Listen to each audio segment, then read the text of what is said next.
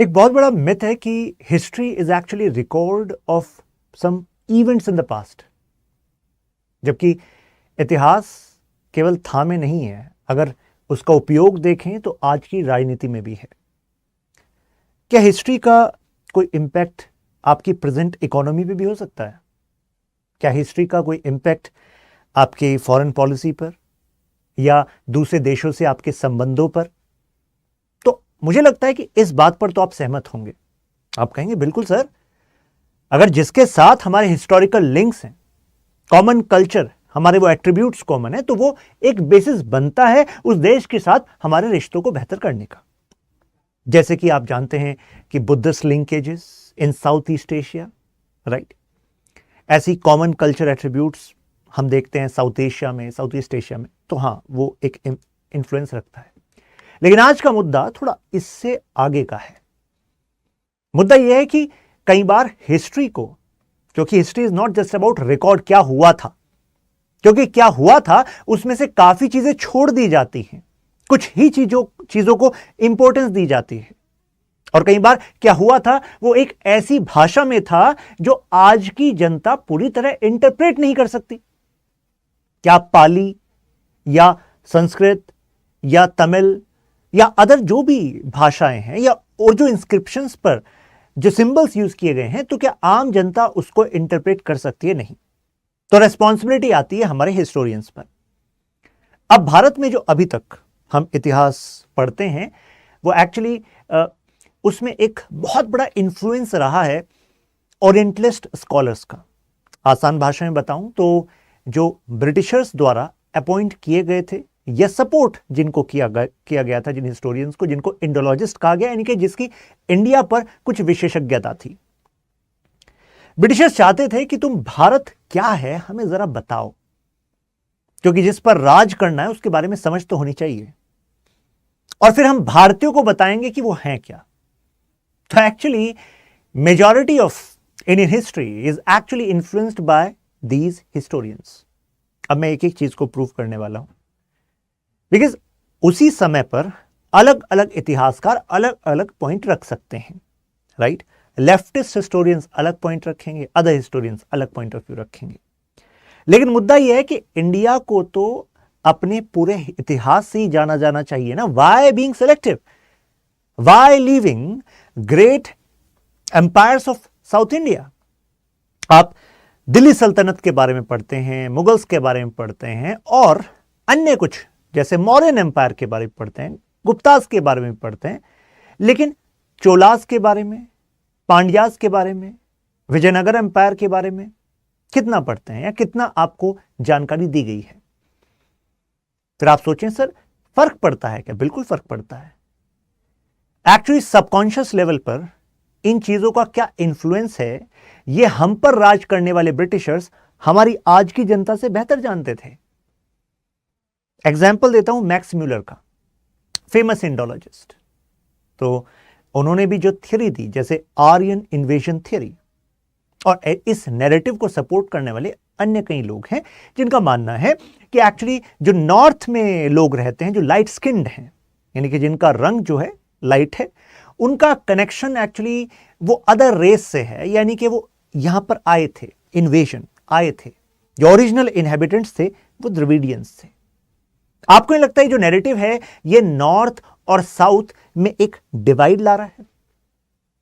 लेकिन क्या हमारा एंशिएंट स्क्रिप्चर क्या इस डिवीजन को मानता था, या फिर वहां पर इंडियन पेनिनसुला को, मीन्स इस ज्योग्राफी को? क्योंकि the beauty of this understanding about India, it is having interconnection in geography, in politics, in economy, in culture. तो इस क्वाड्रिलेटरल को जरा आज हम थोड़ा समझेंगे, क्या हमसे छूटा, क्यों छूटा, कैसे उसका प्रयोग किया गया, राइट? सबसे पहले तो देखो, साउथ को कहा जाता है वो नॉर्थ से ज्यादा एंशिएंट है। आप कहेंगे ऐसा कैसे हो सकता सर? अरे सर, एंशिएंट तो एक समय है ना, उस समय में साउथ में भी कुछ हो रहा होगा, नॉर्थ में भी कुछ हो रहा होगा, फिर ये क्यों कहा? वो इस वजह से कहा क्योंकि नॉर्थ इंडिया में हमने काफी सारे इन्वेजन्स देखे through land route, right? North west side से, तो इन्वेजन्स के साथ और साथ में ट्रेड के भी कारण हमने कई सारे कल्चरल इन्फ्लुएंसेस देखे। ट्रेड साउथ से भी होता था, अभी हम जाएंगे ग्रेटनेस ऑफ सदर्न एम्पायर्स पर, बट द पॉइंट इज उससे नॉर्थ का जो कल्चर है उसमें हमने एक एलिमेंट देखा कि वो एसिमिलेशन होता रहा, चेंज होता रहा। कई सारे मूल तत्व भी रहे और कई सारे तत्व बाहर से भी आते रहे, राइट। बट अगर हम साउथ में देखें तो साउथ में हमें एक बेटर कंटिन्यूटी दिखती है, कंटिन्यूटी। तो that's why it is said कि हां, south seems to be more ancient. अगर आप उन कल्चरल एट्रीब्यूट्स का एग्जाम्पल देखो आर्किटेक्चर में, स्क्रिप्चर्स में, तो आज भी हमें वो ग्रैंडनेस दिखती है। Grand temples, grand scriptures, grand projects, right. Now ये आर्यन इन्वेजन थियरी नॉर्थ और साउथ की बात कर रही है। तो हालांकि ये भी कहा जाता है कि शायद ये एक ब्रिटिश प्रोपेगेंडा था सो दैट ये एक यूनिटी ना आ सके। हालांकि इसमें एक ज्योग्राफिकल रीजन भी कहा जाता है, वो है विंध्यास का। कहा जाता है कि मेजरली ये जो कल्चर है वो अलग अलग ही था, रेसेस भी अलग अलग थी, क्योंकि यहां पर विंध्यास थी। हालांकि ज्योग्राफिकल रीजन है, ठीक है, डिवीजन है, लेकिन क्या ये थियरी पूरी तरह सही है? रेशियल डिफरेंस एक्सेप्टेड, बट क्या कल्चरली स्टार्क डिफरेंस है? No, we can't say that. अभी हम अदर रीजंस पे भी जाएंगे। अब मैं पहले उस बात को प्रूफ कर दूं ऐसा पूरी तरह सही क्यों नहीं है। देखिए, द्रविडियंस और या जो नदन साइड में जो लोग थे, तो यस एरिया अलग है, तो भाई मौसम अलग है, तो जाहिर सी बात है वो जो कलर होगा, कुछ एट्रीब्यूट्स होंगे, खान पान होंगे, वो मौसम के हिसाब से होते हैं, क्योंकि मौसम के हिसाब से आपकी क्रॉप्स होती हैं, सब्जियां होती हैं, अवेलेबिलिटी ऑफ अदर रिसोर्सेज होती है, तो उस वजह से वो कल्चर शेप होता है। लेकिन क्या इतने स्टार्क डिफरेंसेस हैं? ऐसा नहीं।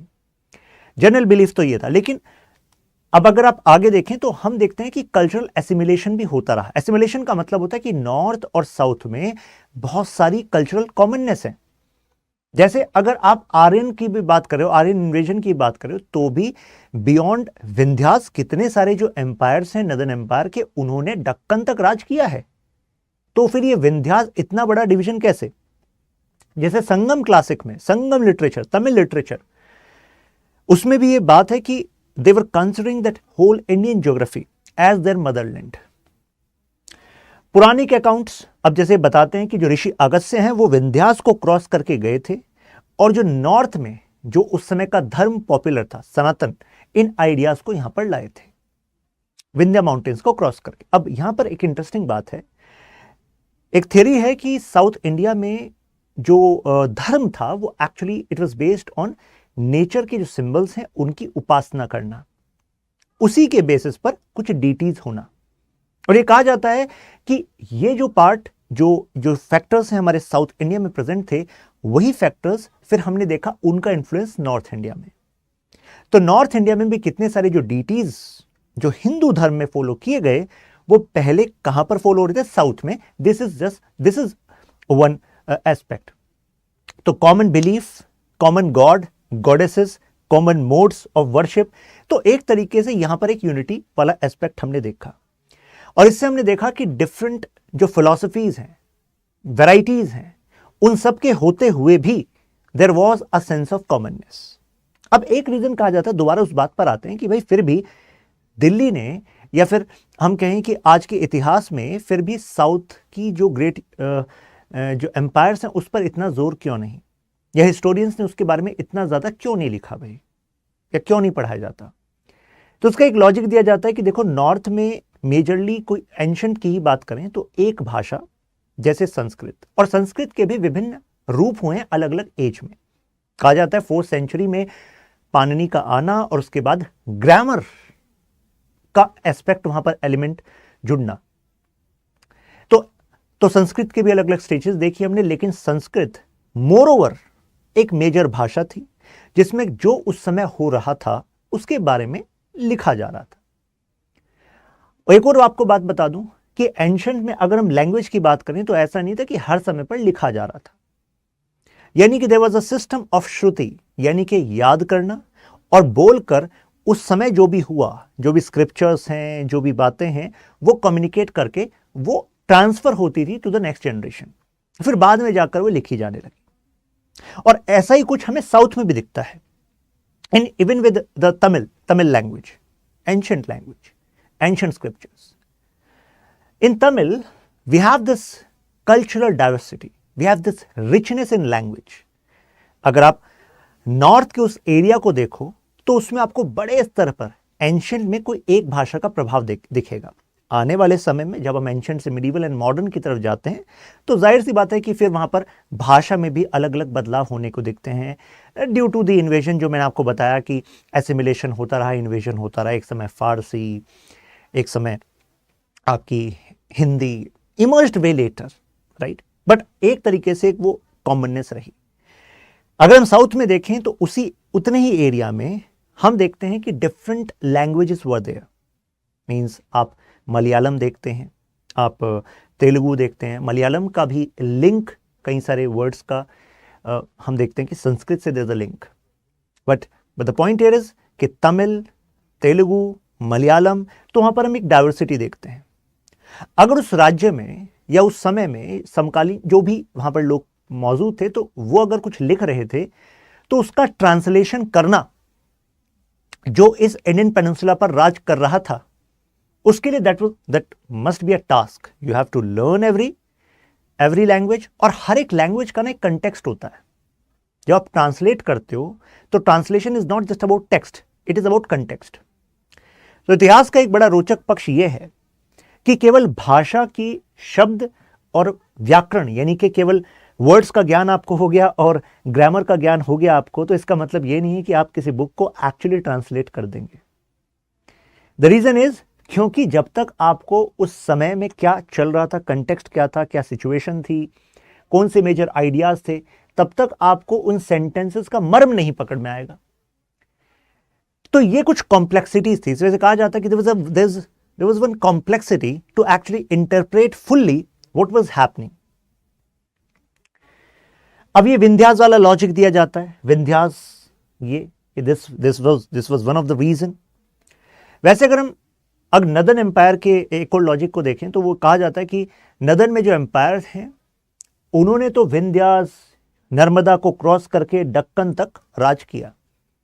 गुप्तास फॉर एग्जाम्पल, कहा जाता है Samudragupta actually he entered into the southern region and he wanted कि वो इन्वेड करें, वो ऑक्यूपाई करें इस एरिया को, लेकिन उन्हें एक बात समझ में आई कि it is not necessary that I have to control the whole area, और इस वजह से वो सजनिटी वाला रिलेशनशिप रखा।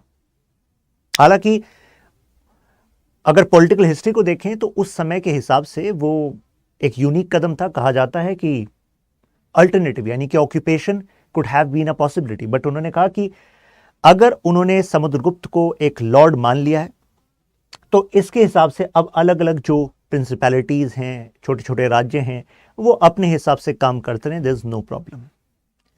लेकिन मुद्दा यह है कि साउथ से कितने ऐसे, मतलब एक लॉजिक ये दिया जाता है कि साउथ से कितने ऐसे एम्पायर हुए जिन्होंने नर्मदा को क्रॉस किया।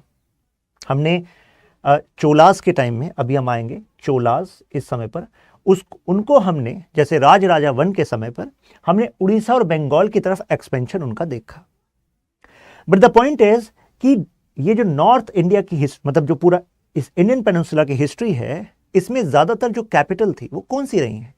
Delhi capital, Pataliputra capital. आपने जो इस मेजर मेनलैंड पर, इस पूरे मेनलैंड पर राज कर रहा है, उसकी कैपिटल यहां नहीं हो पाई। किसी ने ट्राई किया, जैसे मोहम्मद बिन तुगलक, दौलताबाद, और वो एक फेल्ड वेंचर हुआ। कहा जाता है शायद इस कारण भी जब इतिहास इस क्षेत्र का लिखा गया तो उसमें नॉर्थ की डायनेस्टीज या जो दिल्ली पर राज कर रहा है उसी को इस पूरे मेनलैंड का इतिहास माना गया। लेकिन आपको नहीं लगता कि अपने आप में एक विरोधाभास है? क्योंकि इंडिया, दैट इज भारत, जो हमारे कॉन्स्टिट्यूशन के आर्टिकल 1 में है, वो सिग्निफाई करता है इस ज्योग्राफी को, राइट? तो ऐसे में इस ज्योग्राफी का ये वाला जो भाग है, इसके इतिहास, जब कल्चरल एसिमिलेशन है हम सबका, तो इसके इतिहास को उतनी जगह क्यों नहीं? अब आप कहेंगे कि सर इससे फर्क क्या पड़ता है? फर्क पड़ता है, जैसे कि why Britishers were actually trying to use translation and history as a weapon. Because आप अपने बारे में क्या जानते हैं, आप कहां पर अपने आप को डिवाइड मानते हैं, that is used as a tool in politics. आप देखा होगा कि कंटेम्प्रेरी टाइम में भी रीजन की पॉलिटिक्स में इमोशनल अपील के लिए ऐतिहासिक उदाहरणों का इस्तेमाल होता है। महाराणा प्रताप, रानी लक्ष्मीबाई, लैंग्वेज का इस्तेमाल होता है, राइट, टू मोबिलाइज पीपल। तो अगर इतिहास में एक वो कॉमननेस बिल्ड कर दी जाए तो ऐसे में सोशल फैब्रिक मजबूत होता है। अब सब सोशल फैब्रिक मजबूत होता है तो उससे अगर नुआंसेस पे बात की जाए, बारीकी पर बात करी जाए, तो उससे देश में स्थिरता और बेहतरी आती है। अगर लोग अपने मतलब इतिहास के बारे में जो वो वाला एस्पेक्ट नहीं जानेंगे जो यहां पर हो रहा था, तो आप फिर उन्हीं थियरी को बाय कर लोगे जो वेस्ट ने सिखाई है। एग्जाम्पल, वेस्ट की एक आइडिया है कि India lacked strategic culture, India lacked administrative insights. लेकिन अगर आप ग्रेट सदर्न एम्पायर के बारे में जान लो, जिसके बारे में आज हम बात कर रहे हैं, तो यू विल से कि यार ये क्या बात थी और हमने क्यों इसको बाय कर लिया।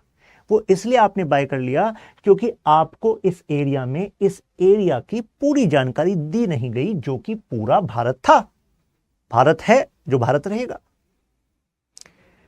तो अगर आप अपने आप को दूसरों के चश्मों से देखोगे तो वह क्या होगा, राइट। अब इसमें एक जो विंध्यास की वजह से एक कल्चरल डिफरेंसेस रहा, इस बात से भी कुछ हिस्टोरियंस बताते हैं कि हम साउथ के कुछ टेक्स्ट को देखते हैं, वहां पर बुद्धिस्ट और जैन का उल्लेख नहीं होता उस लिटरेचर का, जबकि हम नॉर्थ में डिफरेंट लिटरेचर्स को रेफर करते हैं तो वहां पर उल्लेख होता है। ये गुप्ताज वाला कहानी मैंने आपको बताई, यही बात मैं बता रहा था, समुद्र गुप्त वाली। अब ये देखिए, चोलाज, पांड्याज, चेराज। चेराज जहां केरला है, ये तमिल का एक भाग, पांड्याज फिर भाग चोला, ये कंटेम्प्रेरी थे। और संगम लिटरेचर जो है जहां पर तमिल है, तो यहां पर ये great source of you can से इनसाइट्स रहा है about way of life, about that time. और पांड्या किंगडम जो है, जब पांड्या किंगडम फाइनली अमलगमेट हुआ तो इसी एरिया में हमने फिर देखा another great empire, that is Vijayanagara empire. लेकिन विजयनगर एम्पायर के बारे में कितना सिखाया गया? अगर आप मोस्ट ऑफ स्टैंडर्ड बुक्स देखो तो ज्यादातर ज्यादा बच्चे जानते होंगे हरिहरा, बुक्का, इतना जानते होंगे, लेकिन उसके beyond culture, administration, political aspect, उसमें क्या क्या किया गया, क्या लिंकेज था, उस पर इतना ज्यादा लिखा नहीं गया, राइट। सो अगर हम चोलास की बात करें तो देखिए, जो आप ब्लू वाला पार्ट देख रहे हैं, ये पूरा चोला एम्पायर हो गया था, राइट। और ये जो आप पार्ट देख रहे हैं, तभी मैंने कहा था कि चोलास का एक्सपेंशन टुवर्ड्स उड़ीसा, राइट।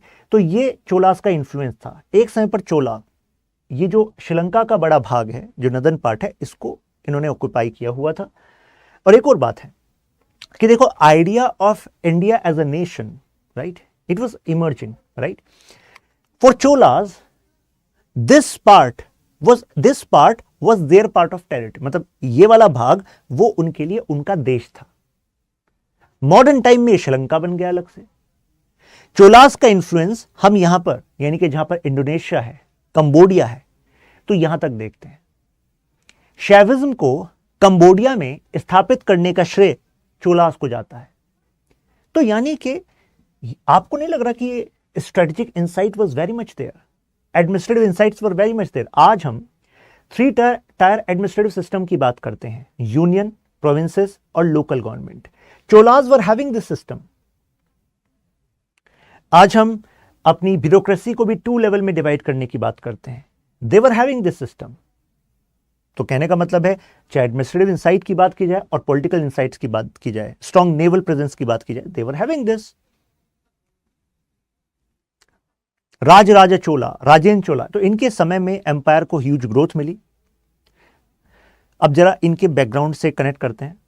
तो यहां पर करिकरा चोला, इसका आगे मैं बता दूं, यहां से कहानी स्टार्ट करते हैं। सुंदर चोला और उत्तम चोला, इनकी कहानी कनेक्ट होती है। आपने इसका रेफरेंस इस मूवी में पढ़ा होगा, बट मूवीज बनाई जाती हैं एक स्पेसिफिक एस्पेक्ट से, यानी कि एक बड़ा भाग होता है जो उसमें नहीं होता। सुंदर चोला, उत्तम चोला में से Sundar Chola actually took over the Chola throne, और जो उनके कजिन थे, कहा जाता है उत्तम चोला को मिलना चाहिए था, उत्तम चोला को नहीं मिला। सक्षम ना होने के कारण इनको मिल गया। उत्तम चोला का जो बेटा था मधुरकांतकम, अब वो वहां पर एक कंटेस्टेशन चलता रहा। जब किसी भी एम्पायर में कंटेस्टेशन टुवर्ड्स थ्रोन चलेगा तो जाहिर सी बात है, अब मैं चोलास की कुछ पॉलिटिक्स की बात बता रहा हूं, फिर मैं उनके कंट्रीब्यूशन पर जाऊंगा। जब कंटेस्टेशन चलेगा तो ऐसा हश्र हो गया था चोलास का, they were like reduce to the principalities, क्योंकि अगर अंतर कला होगी तो जाहिर सी बात है बराबर में Cheras and Pandyas they were having issues. अब यहाँ पर एक इंटरेस्टिंग कैरेक्टर इमर्ज होते हैं, वो हैं यानी कि सुंदर चोला के बेटे, राइट। कहा जाता है he was the person who was responsible for the expansion of Cholas at that point of time। Aditya two उन्होंने एक्सपेंड किया चोलास को, और फाइनली कहा जाता है कि जब तक वो असेंड करते थ्रोन को, उनके पास जाता, तब तक वो एक्सपायर हो गए थे। अब सबसे मेन कैरेक्टर जो हमें दिखता है चोला एम्पायर में, वो दो दिखते हैं। एक तो है राज राजा वन, यानी कि ये अरुणमोली, सुना होगा अरुणमोली वर्मन, और एक इनके बेटे थे राजेंद्र। तो राज राजा वन जो थे, इन्होंने वाइडली चोला एम्पायर को एक्सपेंड किया और एडमिनिस्ट्रेटिव चेंजेस भी लेकर आए after the death of his uncle. ये वो समय था जब इन्होंने पांड्यास के साथ भी कन्फ्रंटेशन में थे, चालुक्या के साथ भी कन्फ्रंटेशन में थे, but he was very much clear कि अगर अपने इस एरिया को सिक्योर करना है then you have to expand, and he expanded the area to this northern part of Sri Lanka as well. Rajendra Chola one, Raja Raja one के बाद Rajendra Chola one was another you can say higher of the throne, जिन्होंने expansion किया। इन्होंने लंका, लक्षद्वीप, मालदीव्स यहाँ पर expand किया, और इनको गंगई कोंडा चोला कहा जाता है। कि इसका मतलब होता है कि गंगा को लेकर आए, गंगा के एक्चुअली जल को लेकर आए इस एरिया में। तो यानी कि यहाँ पर हमें एक वो कल्चरल कॉमननेस भी दिखती है, importance of Ganga, relevance of this cultural और रिलीजियस कॉमननेस। चोला जो एडमिनिस्ट्रेशन है, मैंने बताया कि 3 टायर सिस्टम था, आज भी हम इंडिया में 3 टायर सिस्टम देखते हैं। तो administrative insight was there, right. ये कहा जाता है, जैसे ब्रिटिश की थियरी थी कि वाइट मैंस बर्डन, यानी कि तो बैरबरिक हैं, एडमिनिस्ट्रेशन कैसे चलाना है इन्होंने कभी सीखा नहीं। जनरली इनकी तो अगर एडमिनिस्ट्रेटिव कोई एस्पेक्ट भी होता था तो this was backed down by the religion, जबकि ऐसा नहीं था। तो अगर इतिहास में ये पढ़ाया जाता उस समय के, जिस टाइम ब्रिटिशर्स यहाँ पर आए थे, तो जाहिर सी बात है हम उस थ्योरी को इतनी आसानी से मानते ना। इवन जैसे आज ब्यूरोक्रेसी को आप देखते हो, ब्यूरोक्रेसी में लोअर ब्यूरोक्रेसी होती है, हायर ब्यूरोक्रेसी होती है, तो ऐसे यहाँ पर था, lower bureaucracy, higher bureaucracy, Perundaram and Sirudaram. जैसे जो किंग था, किंग को पता था कि सारे जस्टिस की पावर अपने पास नहीं, लेकिन जो कुछ प्राइम मामले हैं वो अपने पास, बाकी कुछ जो पेटी क्राइम्स है, जैसे आज के समय पर भी पेटी जो सिविल और क्रिमिनल ऑफेंसेस होते हैं उसके लिए ग्राम न्यायालय एक्ट है, ऐसे वहां पर भी पेटी क्राइम्स को विलेज असेंबली के थ्रू ही सुलझाया जाता था। चोला गवर्नमेंट का जो मेजर रेवेन्यू सोर्स था वो तो लैंड था, लैंड से भाई खेती है तो खेती से ही कमाई होगी, और 1/6 जो है वो प्रोड्यूस का वो एज अ टैक्स ले रहे थे। अदर जो है भाई फोर्ट्स हैं, क्योंकि जो पोर्ट्स हैं, पोर्ट्स के थ्रू ट्रेड होना है तो वहां से आ रहा है, फॉरेस्ट है, माइन है। तो कहने का मतलब है आज की जैसी इकोनॉमी होती है वैसी इकोनॉमिक स्ट्रक्चर चोलास का भी था। इतने बड़े एरिया पर राज करना है तो इन सभी एरियाज पर काम करना पड़ेगा। ऐसी कांची की विविंग इंडस्ट्री हो, बड़े मात्रा में हमने डिफरेंट जो मेटल्स हैं उसके कॉइन का यहाँ पर यूज देखा, और यहाँ पर जो चोलास थे उनका अरेबियन से भी कॉन्टेक्ट देखा। जैसे उन्हें इन्फेंट्री बनानी थी तो बताया जाता है कि वहाँ से अरब से, क्योंकि जो हॉर्सेस हैं वो अरब से आए थे, तो अरब से घोड़े यहाँ पर यूज़ किए गए, नेवल प्रेजेंस को यहाँ और फर्दर एक्सपेंड किया गया। तो अब आप कहेंगे कि इससे मतलब बेनिफिट क्या है, मतलब मॉडर्न टाइम में क्या बेनिफिट है। मॉडर्न टाइम में ये बेनिफिट है कि अगर आप आज भी इस एरिया को जानते हैं तो इसके कल्चर में आपको इस एरिया का कल्चर दिखता है। तो जाहिर सी बात है जब इस एरिया के साथ रिलेशंस बनाने की बात होगी तो जो ऐसा देश है जिसके रिलेशंस, जिसका कल्चर इतना कॉमन नहीं है, ऐसा देश जिसका कल्चर कॉमन है, तो जिसका कल्चर कॉमन है और जो इसके इंटरेस्ट को सेटिस्फाई कर सकता है ड्यू टू प्रॉक्सिमिटी, तो जाहिर सी बात है उसके साथ इसके रिलेशन बेहतर होंगे। मॉडर्न टाइम में कनेक्ट करके देखो, आज हमें यहाँ पर मलक्का स्टेट के बारे में पता है, तो अगर हमें यहाँ पर लोकेशन मिलती है तो जाहिर सी बात है हम अपने इंटरेस्ट को सिक्योर कर सकते हैं इस साइड से, जो आज का जियोपॉलिटिकल कंटेस्टेशन है। तो अब हम देखते हैं इंडोनेशिया, सबांग पोर्ट, इंडिया को एक्सेस, हमारा अंडमान एंड निकोबार। तो दिस इज द एंगल। चोला का आर्ट एंड आर्किटेक्चर, या आप इतिहास में पढ़ते हैं गोपुरम, मंडपा एंड देन शिखरा, विमाना। हमारी कितनी सारी जो यूनेस्को की वर्ल्ड हेरिटेज साइट है, इसमें टेंजिबल वर्ल्ड हेरिटेज साइट है, उसमें साइट्स हैं, लेकिन कितने लोगों को जानकारी है हम्पी के बारे में, विजयनगर एम्पायर, कितने लोगों को जानकारी है इन आर्किटेक्चर्स के बारे में, राइट? तो आप कहेंगे जानकारी से होगा क्या? अरे जानकारी से ये होगा, जो देश की जनता अपनी ग्रेटनेस के बारे में जानती है, they have more confidence about themself and they can actually see them from an alternative picture. फिर विजयनगर का ओरिजिन वो 14th सेंचुरी में हम देखते हैं। Vijayanagara expanded this territory into this particular area. ये थियरी है, दो थियरी हैं, एक हरिहर बुक्का को कहती है कन्नडिगा थे, दूसरी थ्योरी कहती है तेलुगु थे। आर्किटेक्चर यहां पर हम्पी। तो कहने का मतलब ये हुआ कि एक और इसमें एंगल आता है, कहा जाता है कि क्योंकि साउथ में हमने कल्चरल कंटिन्यूटी देखी, तो साउथ में अभी कल्चर इज प्रोमिनेंट, तो हिस्ट्री को एज अ टूल इतना यूज नहीं किया जाता। बट नॉर्थ में हमने कल्चरल कंटिन्यूटी नहीं देखी, एसिमिलेशन देखा, चेंजेस देखे, तो ऐसे में ज्यादा टूल जो एज अ टूल यानी कि मॉडर्न पॉलिटिक्स में भी वो नॉर्थ में यूज किया जाता है। एग्जाम्पल देता हूं, जैसे नॉर्थ में महाराणा प्रताप को एग्जाम्पल की तरह यूज किया जाएगा टू एक्चुअली मोबिलाइज पीपल। रानी झांसी के एग्जाम्पल को यूज किया जाएगा, इस नैरेटिव को यूज किया जाएगा। लेकिन those people who observe the South Indian politics, they say it is less likely that South Indian history's characters are actually used in contemporary politics. तो अब अगर भारत के लोगों को इस बात को समझना है इस तरीके से, तो हमें समझना पड़ेगा कि इतिहास में बराबरी का जब दर्जा मिलेगा नॉर्थ एंड साउथ को, तो ऐसे में some of these aspects will actually help us nurture those linkages.